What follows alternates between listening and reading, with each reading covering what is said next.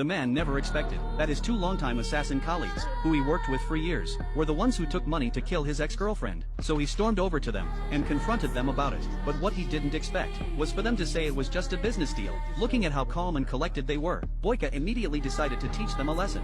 Even though the three of them were all professional assassins, Boyka's skill was clearly on another level. He took them down easily, with just a few moves. After getting a good beating, they realized how serious the situation was. So they started apologizing to Boyka. They explained they were just following orders, and had no idea who the employer really was. To figure out who killed his ex-girlfriend, Boyka decided to do the investigation himself. But as he dug deeper, he found something suspicious. It seemed like the boss had some kind of connection to the whole thing. No matter how many times he asked who the employer was, the boss refused to talk, and even told him to stay out of it, or he might be the next one to die. Feeling stuck, Boyka went to his ex-girlfriend's best friend for answers. But just then, another colleague of his suddenly showed up. Without saying a word, he pulled out an axe and tried to chop Boyka. Even though the guy was huge, Boyka wasn't scared at all. He used the wall to jump, and sent the guy straight onto the axe. When he saw that, Boyka immediately asked who had sent him. But before he could even answer, he dropped dead. Seeing the woman scared out of her mind, Boyka forced her to tell him everything she knew. Turns out his ex was investigating an oil company, and had stored her findings on a hard drive. Boyka quickly asked her to go get the hard drive, while he went after the guy who gave him the job.